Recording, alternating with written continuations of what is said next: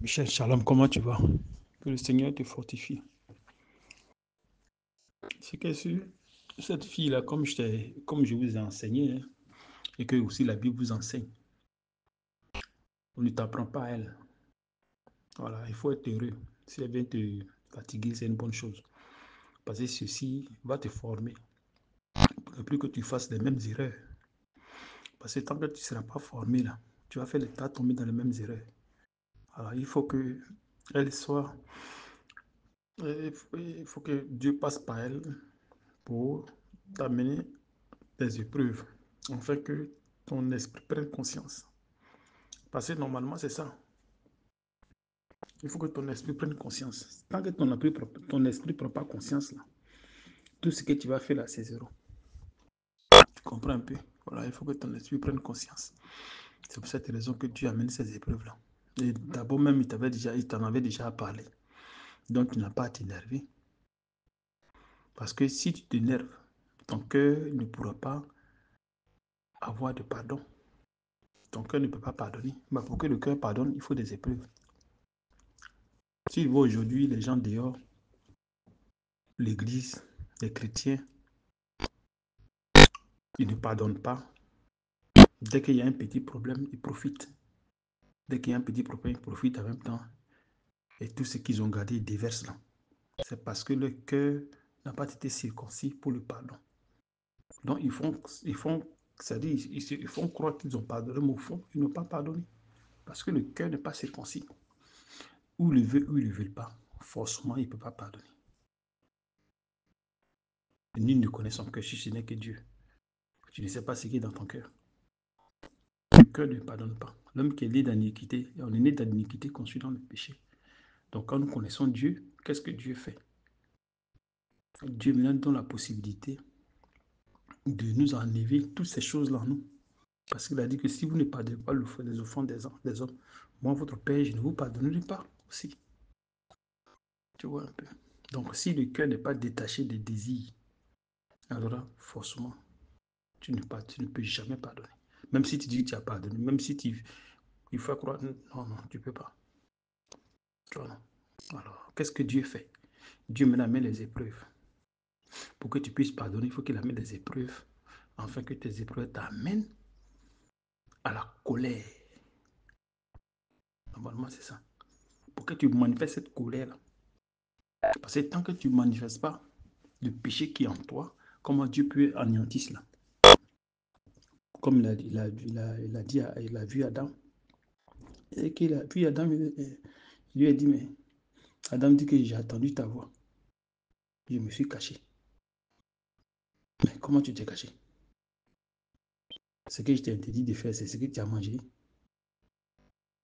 Et dit, c'est la femme qui m'a donné. Tu vois? Quand la lumière est venue, il s'est caché de la lumière. Tu vois, non? Il s'est caché de la lumière. Donc, ce qui fait que il n'a pas confessé. Tu vois, non? Il n'a pas confessé. Il a jeté, comment dirais-je, le péché sur la femme. La femme a jeté sur le serpent.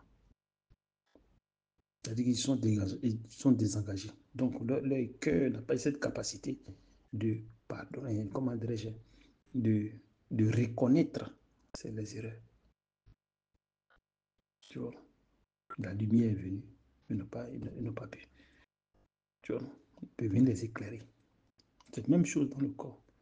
Donc, quand les écritures viennent, quand les enseignements viennent, quand c'est donné, allez, ça suscite en vous les épreuves. Parce que les enseignements contiennent la foi. Parce qu'il y a une puissance derrière. Il y a une puissance derrière. Donc, comment dirais-je, derrière ces enseignements se trouve la foi. Donc, c'est cette foi qui vient vous amener les épreuves. Afin que ces épreuves-là suscitent en vous ce que vous êtes, votre nature, la colère, le non-dérangement, le non-pardon. C'est tant que ça excite pas en vous ces choses, vous pardonnez comment? Tu vois, il faut que ça amène les épreuves pour que, allez, vous arrivez à pardonner. Normalement, c'est comment ça fonctionne. Et tout ça, je vais vous enseigner ça ici, hein, mon fils. Je vais vous enseigner tout ça ici. Tu vois. Et Dieu vous prévient. Parce que la foi est là.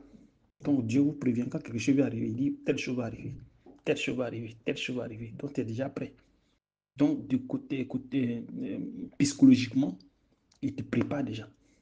Donc dès que ça arrive, allez, c'est vrai que le choc, c'est plus comme avant. Tu vois, c'est pas qu'il te surprend. Ici, le Seigneur ne nous surprend pas. Il nous prévient toujours de ces choses afin que nous puissions tenir. Tout ce qui s'est passé ici, il nous a toujours prévenu. Il n'a jamais rien caché. Tu vois un peu. Donc c'est un peu ça. Tu comprends? Donc je comprends ce que tu dis, je comprends très bien ce que tu dis. Mais seulement que quand Dieu met quelqu'un pour t'éprouver, il faut, il faut que cette personne soit pour toi de l'or. Parce que c'est une épreuve qui vient de l'esprit. Ce n'est pas une épreuve qui vient de la chair. Ce n'est pas une épreuve qui vient de la chair. C'est une épreuve qui a été suscitée par le Saint-Esprit. Afin que cette épreuve crée en toi la foi, crée en toi le pardon, crée en toi l'amour de Christ, l'amour de ton prochain. Et ceci n'est pas dans l'Église. Puisque la perfection n'est pas encore disponible. Donc, aucun chrétien n'a le pardon dans le cœur. Dans la bouche, il peut dire pardon, mais dans le cœur, c'est pas ça. Et comment dire, c'est justifié par leur comportement, leur manière de fonctionner, leur manière de faire, bon, qui n'est pas sage au fait. C'est la nature de l'homme. C'est pas de leur faute. Tu vois. Il faut qu'ils prennent conscience des actes qu'ils posent. Enfin, maintenant que Dieu, allez, les aide. Si ce n'est pas le cas, donc quand la foi est là, les épreuves sont liées à cette foi, afin que ce qui est caché à l'intérieur de vous soit manifesté. Tu vois. Donc c'est comme ça. Tu as beau lui dire que tu as tes principes, tu as beau lui dire que, mais le problème, ce n'est pas le fait que tu dis que tu as tes principes qui est le problème. Parce qu'elle ne connaît pas les choses de l'esprit. Toi, au moins, tu es fort. Tu as été enseigné, il y a longtemps tu es ici. Il y a longtemps tu es ici. Tu as été enseigné. Le Seigneur t'a formé, t'a préparé, il t'a fait tout. Donc, elle ne sait rien de toutes ces choses. Même tu vas lui dire, j'ai mes principes, j'ai ceci, j'ai cela. Mais ça ne change pas. Ça ne change pas, mon fils. Tu comprends un peu? C'est un peu dans ce c'est un peu ça. Tu comprends? Donc, laisse-la faire ce qu'il y a à faire. Laisse-la faire ce qu'il y a à faire pour que ça soit accompli. Comme comment dirais-je, Jacques va dire, l'épreuve de votre foi produit la patience. Dans Jacques 1, verset 2 à 4. Tu vois un peu.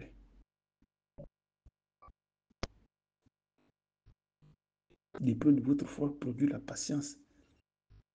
Mais il faut que cette patience accomplisse parfaitement son œuvre.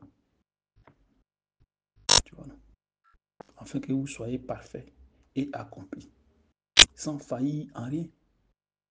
C'est ce que ça dit. Donc vous serez éprouvé, au fait,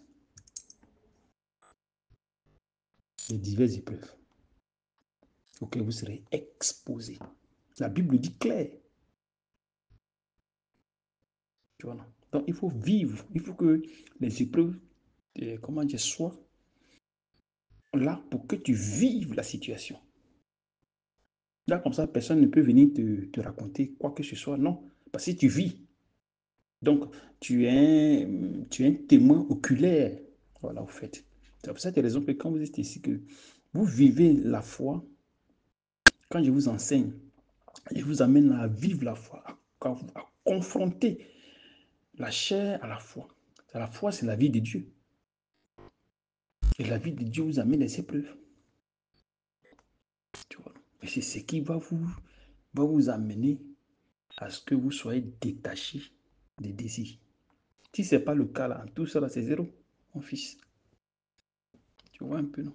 Voilà. Sinon, tu n'as pas à t'énerver. Tu peux t'énerver, oui, parce que la nervosité en toi, mais en même temps aussi, tu demandes pardon à Dieu. pour que aussi cette nervosité. Tu vois, tout est lié au fait. Tu vois, voilà. Ça va t'amener à être sage. Ça va pas t'amener à dire que oui, la personne, il faut qu'elle reste chez toi. Oui, tu peux le dire, mais à un moment donné, là, Dieu va t'amener, quand tu vas continuer le jeûne, la prière, pleurer devant sa face, se supplier par rapport à la chair qui te fatigue, tu vas voir que, allez, au fur et à mesure du temps, il va mettre en toi la sagesse. Et maintenant, si quelqu'un te fait quelque chose, tu vas seulement supporter jusqu'à ce que la chose qu'il a imposée à toi, c'est-à-dire l'épreuve qu'il a imposée, il faut qu'elle arrive à son terme. Normalement, c'est ça. C'est pas que tu veux arrêter, non. Puisque tu pries, tu jeûnes, tu pries, tu jeûnes, tu pries, tu jeûnes pour ça. Tu ne pries pas pour autre chose, tu pries pour que Dieu te délivre de ses désirs, te délivre de toutes ces choses. C'est pour cette raison que tu pries. Tu vois, c'est pour cette raison que tu es dans la foi. Tu vois, c'est pour cette raison que tu es dans la foi. Donc, il y a une raison pour laquelle tu es là. C'est pas pour rien. Donc, si une personne est présente dans ta vie ou bien une épreuve est présente dans ta vie, cette épreuve est une œuvre de l'esprit. Bien vrai que tu n'es pas content, mais comme je vous l'ai dit, que si vous êtes ici, c'est pas que moi je viens pour vous dire ce qui va vous plaire. Non. Et je ne vais pas ici pour vous dire ce qui va vous plaire.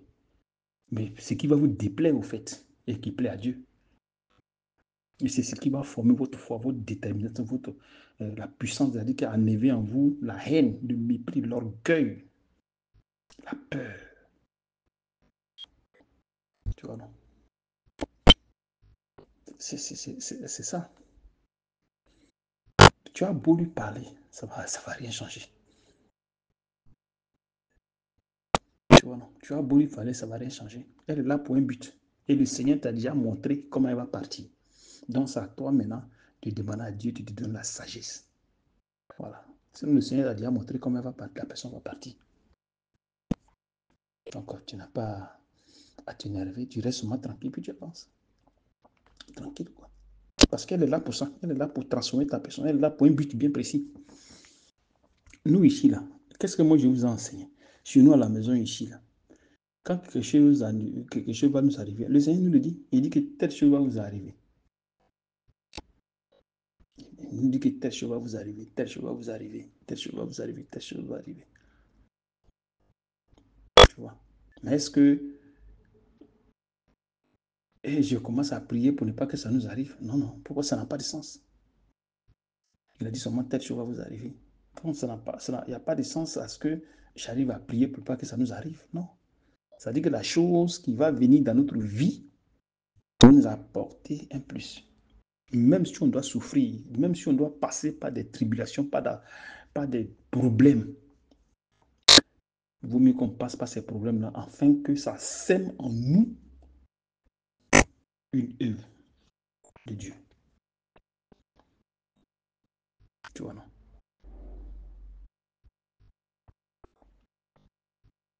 Donc, c'est un peu ça. Tu vois, non? Voilà, c'est un peu ça. Le Seigneur peut dire, bon, on va vous couper le courant. Et je peux avoir de l'argent sur moi. Mais la facture, je ne paye pas. Parce que je veux qu'on coupe le courant là.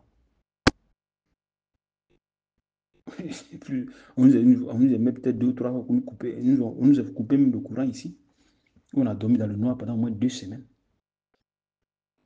On prenait les trucs de, comment dirais-je, les trucs de téléphone. Quand comment dirais-je, les bien-aimés étaient encore ici. Quand ils étaient encore ici, là. Mes filles, mes fils, quand ils étaient encore ici. On nous a coupé la cotisation était là, l'argent était là. Mais le Seigneur ne m'avait pas dit de payer les factures. Donc je suis resté dans le noir. C'est après que le Seigneur a disposé de l'argent et la facture a été payée. Mais ça m'a enseigné, ça m'a amené à vivre dans le noir. Avec, comment dirais-je, on dormait ici avec la lumière du téléphone. Le téléphone, les lumières, là, vous savez, ça, on dormait. On peut rester dans le salon, on allume ça, bon, tranquille. Enfin, moi, ça ne me dérangeait pas, je ne m'embrouillais pas, je ne murmurais pas, rien. Avec ça, je faisais des enseignements, puis j'avançais. Je pense que même vous avez constaté ça quand vous étiez, si tu te rappelles. Ah bon, tranquille, je suis là. Moi, 2 ou 3 semaines, hein, comme ça. Après, c'est passé. C'est ça. Tu vois, non? Donc, ça t'amène à un niveau de la foi. Normalement, c'est ça. Ça veut dire que tu dois être celui-là qui ne doit pas avoir peur des problèmes. Parce que quand du moment quelqu'un a peur des problèmes, la personne n'a pas la foi. Quand quelqu'un a déjà peur des problèmes, la personne n'a pas la foi. Ah, telle chose, ah, telle chose, ah, telle chose. Non, c'est que la personne n'a pas la foi. Comme ceux qui sont quittés ici, ils disaient que, mais comment vous allez faire à payer dans la maison où vous êtes, à ceci, à cela, machin. Mais ils n'ont pas la foi. Ils ont compté sur leurs cotisations, mais n'ont pas compté sur Dieu. Et c'est le travail de l'Église. Les assemblées, là, c'est ça. Ils sont plongés dans la chair. Ils ne comptent pas sur Dieu. Ils peuvent prophétiser, ils peuvent guérir les gens, ils peuvent faire ils peuvent avoir des paroles de connaissance, des révélations, tout, mais comment dirais-je, le but principal là, non, ils ne sont pas attachés à ça. Parce que tous ont peur des problèmes. Tous ont peur des problèmes. Donc chacun cherche ses intérêts. Normalement, c'est ça. Pourtant que normalement, c'est pas ce que Dieu recherche en nous. C'est un peu le problème. N'a-t-il pas dit que ceux qui vont chercher à vivre pieusement là, seront persécutés? Il n'a pas dit que ceux qui vont vivre pieusement, il dit ceux qui vont chercher à vivre pieusement seront persécutés. Donc quand tu vas vouloir chercher à vivre pieusement, parfaitement, tu seras persécuté. C'est-à-dire qu'il y a des épreuves qui vont s'imposer à ta personne. Mais si du moins tu as peur, et comment ça se passe?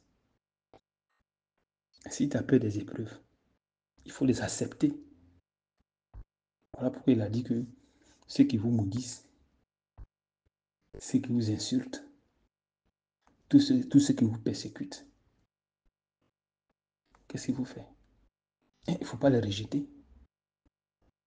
Parce que ces gens-là, ils ne savent pas quand ce que vous êtes. Ils ne savent pas quand vous insultant, en vous rejetant, en vous méprisant, en vous insultant. Ils vous aident. Parce que ça met en vous le pardon. Ça met en vous l'amour de Jésus-Christ. Donc, quand du moment où vous pardonnez, ça déclenche en vous l'amour de Jésus. Normalement, c'est ça. Tu comprends un peu? Ça déclenche en vous l'amour de Christ. Ça vous donne la sagesse. Et ça vous évite à parler beaucoup. Ça vous évite à être des personnes rancunières. Sinon, c'est beau d'enseigner les choses. Mais est-ce que ce que tu enseignes là, c'est ce que tu vis? C'est ça. Est-ce que tu es exemple de ce que tu dis? C'est ce que tu enseignes. L'Église ne fait pas ça. L'Église enseigne. Oh, ne faites pas ça, mais eux-mêmes, là, ils sont pires. Ils ne sont pas des exemples.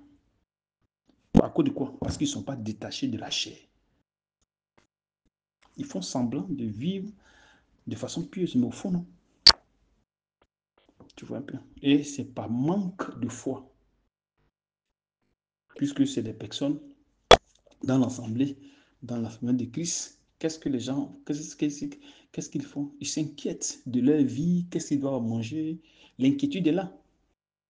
C'est-à-dire qu'ils n'ont pas cette foi entière en Jésus. Pourtant, Jésus a dit que je suis avec vous tous les jours jusqu'à la fin du monde. Il dit qu'il est avec nous. Donc, si du moins il est avec nous, et s'il dit que chaque chose s'accomplit selon lui sa volonté, la prédestination. Bon, tout ça, où les gens mettent ça après? Ça, ils mettent au vent. Parce que quand l'épreuve vient, c'est pas jeu, hein, c'est pas du jeu. Ici, on peut pas vous dire ces choses-là parce que ce que vous avez vécu ici, là, c'est terrible.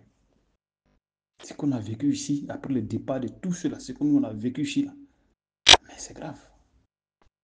Mais on est resté là tranquille, on a avancé. C'est ça. Parce que c'est dans la souffrance.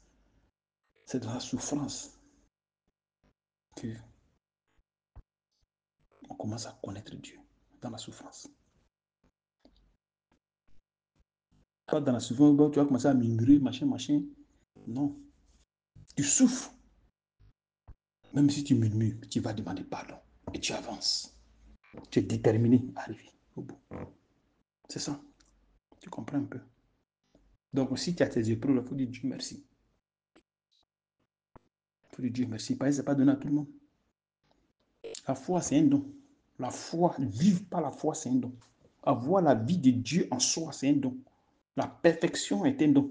Ce n'est pas donné à tous les chrétiens. La Bible n'a pas dit que tous les chrétiens seront parfaits. Non, non, ce n'est pas ce que ça dit.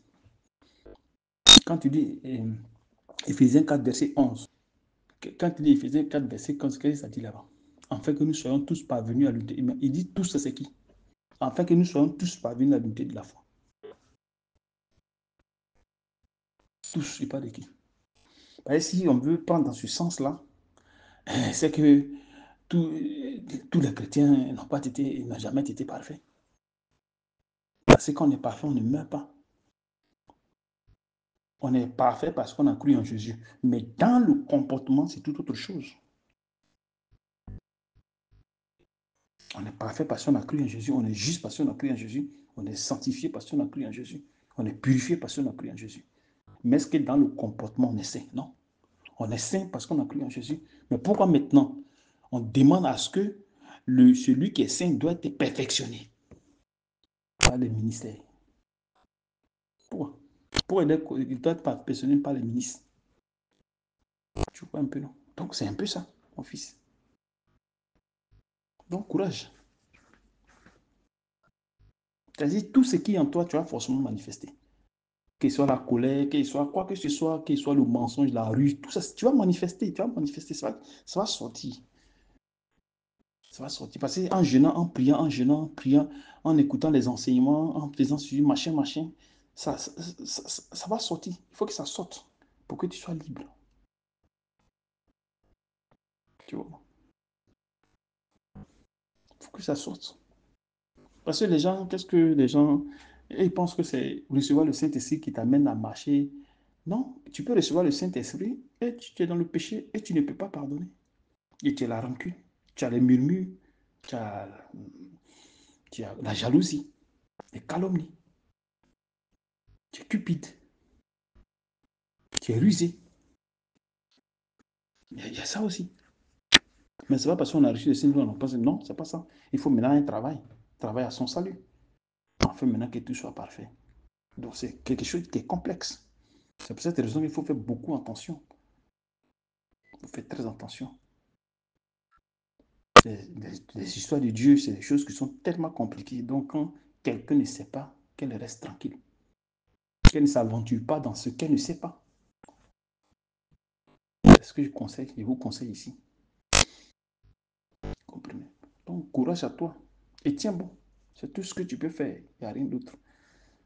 Tu peux t'énerver, mais tu vas devant le Père, puis aller. Tu lui demandes pardon pour le fait que tu sois énervé. Parce que l'épreuve qui vient, c'est pour ton bien. Ce n'est pas pour le bien de l'autre là. Non, c'est pour ton bien toi-même. L'autre peut amener des épreuves. Ça peut te transformer. Et Dieu peut condamner la personne pour l'enfer. À cause de l'amour, à cause de son amour, à cause de l'amour qu'il a dans son cœur pour vous. Il le fait. Donc il sacrifie d'autres pour vous-même. Tu vois comme c'est beau. C'est intéressant. Vous comprenez un peu. Donc tout cela, il faut que vous viviez ces choses-là pour que vous soyez témoins. Vous soyez témoins de ces choses-là. La vie de la foi, ce n'est pas donné à tout le monde. Tu vois. Et tous ceux qui seront habilités à vivre par la foi passeront par où tu es en train de passer là. Ils recevront les enseignements jusqu'à ce qu'ils soient transformés à tous les coups. Et quand vous êtes transformé, l'amour est parfait et en vous, vous n'avez plus de crainte, vous n'avez plus d'inquiétude, vous n'avez plus de murmures. Oh, pourquoi le Seigneur tu as fait ça? Oh, pourquoi le Seigneur est comme ça? Oh, pourquoi moi? Pourquoi tu m'as oublié? Non, non, ça ne va plus exister en vous. Vous allez juste accepter ce qu'il vous donne. C'est comme ça. Il n'y a plus de jalousie. Il y aura l'amour parfait au milieu de vous, entre vous les frères et sœurs. Tu comprends un peu? Donc il faut forcément l'épreuve. Forcément l'épreuve. C'est l'épreuve qui suscite en toi ton vrai caractère. C'est pour cette raison, dans le corps, là, on ne se cache pas. Ce que tu es là, Dieu va susciter afin que tout le monde sache au fait ta nature. Même si tu te caches, même si tu pêches de manière subtile, forcément ça va sortir. Il va exposer le cœur, afin que le cœur dise ce qu'il est, ce qui est en lui. Ça va sortir. Donc c'est-à-dire que les épreuves vous amènent à confesser au fait. Ce que vous ne pouvez pas dire, vous allez dire ça. Tout ce qui est caché dans le cœur, allez, ça sort, ça sort, ça sort, ça sort. Tu vois un peu. Donc c'est un peu ça, c'est que ce courage à toi, que le Seigneur vraiment te fortifie. Tiens bon et avance. Avance. Ça va aller. Chaque chose a un temps. Ça va aller. Ça va aller. Et votre mère te salue. Elle te salue. Elle demande toujours après toi. Courage à toi. Tiens bon.